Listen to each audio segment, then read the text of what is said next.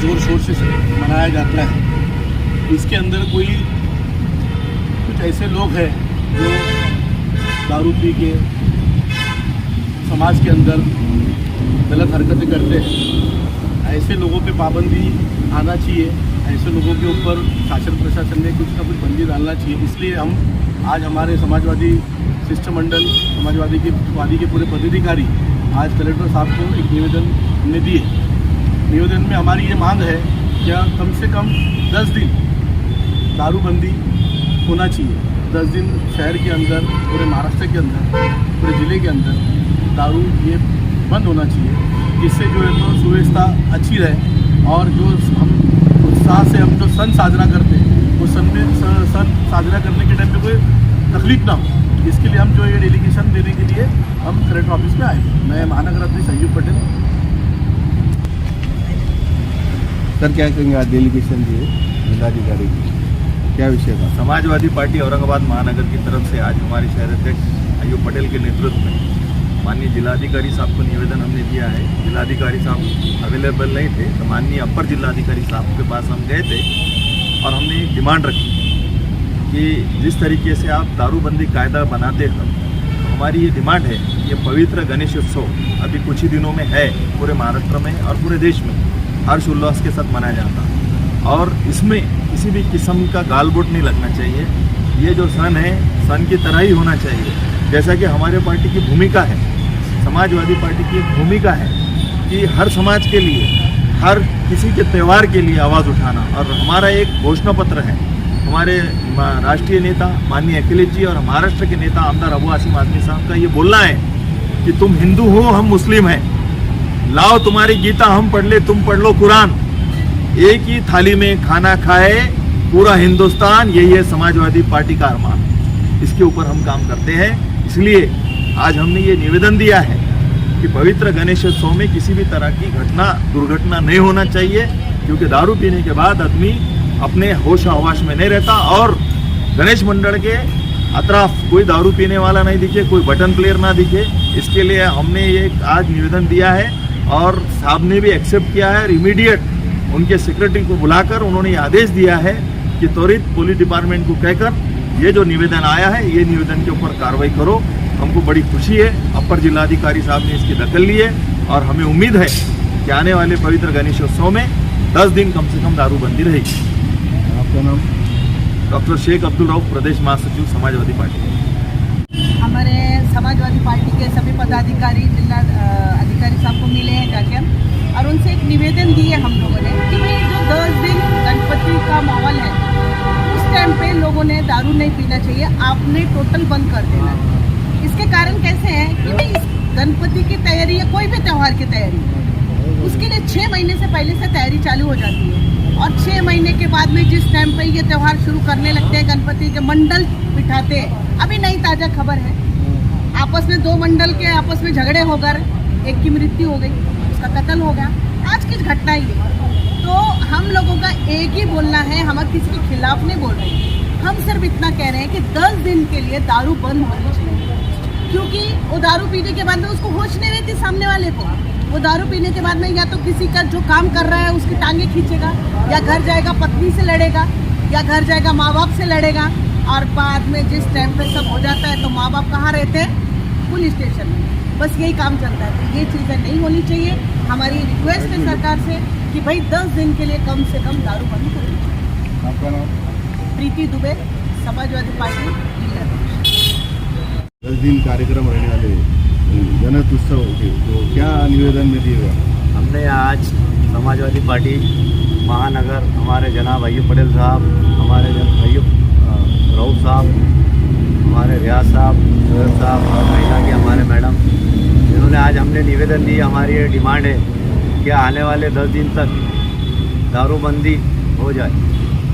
जो गणेश उत्सव आ रहा है और 12 रबीउल अव्वल भी जो आ रहा है, उसके दरमियान में जो है तो 10 दिन दारूबंदी होना चाहिए, क्योंकि एक दिन बंदी रखने से ये काम नहीं चलेगा। इसलिए हमने ये डिमांड की है कि उसको 10 दिन तक पूरा बंद रखे, ताकि कुछ गालबोट लगने का काम ना हो, कोई अनुचित प्रकार घड़े ना, ऐसे हमने डिमांड की है। और उप निवासी जिलाधिकारी को हमने एक निवेदन द्वारा दिया है।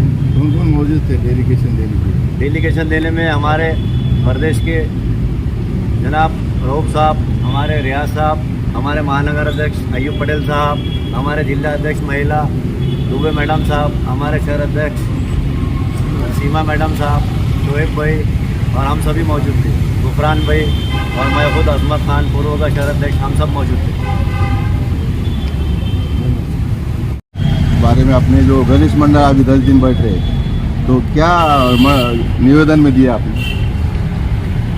देखो अभी क्या है, हमेशा कलेक्टर साहब की तरफ से एक ऑर्डर निकलते रहता है दारूबंदी के बारे में। जो गणेश स्थापना के दिन और विसर्जन के दिन दारूबंदी की जाती है, सभी दारू के दुकानें बंद रखने के लिए ऑर्डर निकाला जाता है कलम 142 दारूबंदी कायदे के मुताबिक। इसका मतलब ये है कि जब भी कलेक्टर साहब की ऐसी धारणा हो जाती है कि उनके इलाके में दारू पीने की वजह से शांतता व सुव्यवस्था, जो सार्वजनिक शांतता व सुव्यवस्था है, उसको धोखा निर्माण होता है, तो कलेक्टर साहब उस तरह से ऑर्डर निकालते हैं। अभी कलेक्टर साहब की ये धारणा हो चुकी है कि ये आने वाले जो सन के पीरियड में 2-3 जो सन आने वाले हैं, उसके पीरियड में कलेक्टर साहब की धारणा हो चुकी है कि यहाँ पर उनके ज़िले में और सिटी के अंदर भी जो अपना पुलिस कमिश्नर साहब ने भी ऑर्डर निकाले हैं कलम 137 महाराष्ट्र पुलिस एक्ट के मुताबिक, कि उनके इलाके में 15 दिन जो है तो शांतता व सुव्यवस्था को धोखा निर्माण हो सकता है अलग अलग कारणों से।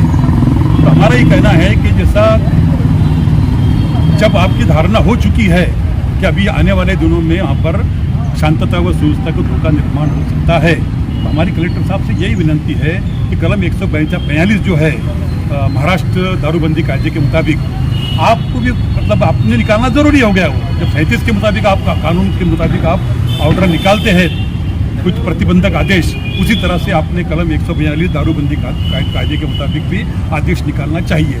इसलिए हमारा कहना है कि गणेश स्थापन के दिन से लेकर तो विसर्जन के दिन तक के 10 दिन तक के ये यहाँ पर छत्रपति संभाजी नगर जिले के अंदर जो दारू बेचने वाले हैं, देशी दारू वाले हो, विदेशी दारू वाले हो, बियर बार हो, वाइन बार हो, इनके ऊपर पाबंदी लगाना चाहिए, बंद करना चाहिए। ऐसा हमने आज निवेदन कलेक्टर साहब को दिया है। कलेक्टर साहब ने भी हमको उम्मीद दिखाई कि हम इस पर गौर करेंगे और इसके बारे में हम एक्साइज डिपार्टमेंट को लिखेंगे हम कि ऐसा बंद करने के ऑर्डर निकालोगे।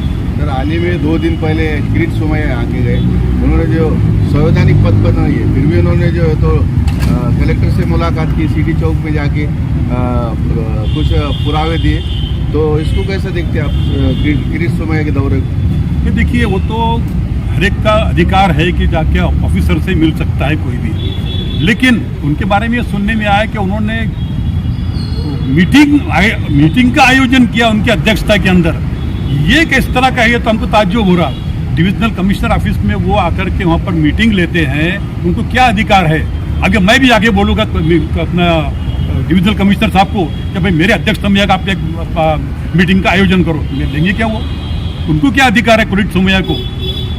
इस तरह से जो आप उसका कोई संविधान कोई पद उनके पास में नहीं है, फिर भी इस तरह से ले रहे हैं, मतलब तो धांधली है ना। ये हुक्मशाही चालू है कि यहाँ पर किसी एक पार्टी की हुकूमत चालू है क्या? पूरे महाराष्ट्र भर किरीट सोमैया घूमकर प्रशासन के ऊपर दबाव बना रहे हैं, आपके पक्ष की ओर से क्या भूमिका रहेगी? भाई दबाव कानूनी तौर से आपको क्या कहना है आप कहो, लेकिन आप दबाव डालेंगे, अगर दबाव डाल के जबरदस्ती कुछ करवाएंगे वो हमको मंजूर नहीं है। हम भी उस तरह दबाव डाल सकते फिर, जिस तरह से जो आप बोलते कि भाई भोंगे उतारो, लेकिन सब जो को भोंगे उतारने के जो ऑर्डर देते हैं आप भोंगे भी बोलते हो उसको। अभी मिनिस्टर लोग आते हैं यहाँ पर, अपना बड़े बड़े प्रोग्राम लेते, जाहिर सभा लेते, उसके अंदर जो भोंगे इस्तेमाल होते वो भी बंद होंगे अभी। वो अगर वो इस तरह से कोई अगर आके यहाँ पर भाषण देंगे, यहाँ पर जाहिर सभा लेकर के 18 डेसिबल के ऊपर, अगर हम खुद जाकर के वहाँ पर कंप्लेंट करेंगे वहाँ पर। ये किरीट सोमैया आए थे तो जब उसको जवाब पूछेंगे क्या आने के बाद, अब इस बार दोहरा रहेगा तो समाजवादी के पदाधिकारी रोड पे उतर के जवाब पूछेंगे। देखो, उनको जवाब पूछने का हमको क्या जरूरत है? हम तो गवर्नमेंट से पूछेंगे जवाब, ये कैसा आ रहा है यहाँ पर, कैसा आके यहाँ पर ये मीटिंग ले रहा है यहाँ पर। प्रशासन ने जवाब देना चाहिए उसका। आपका नाम? रियाज देशमुख।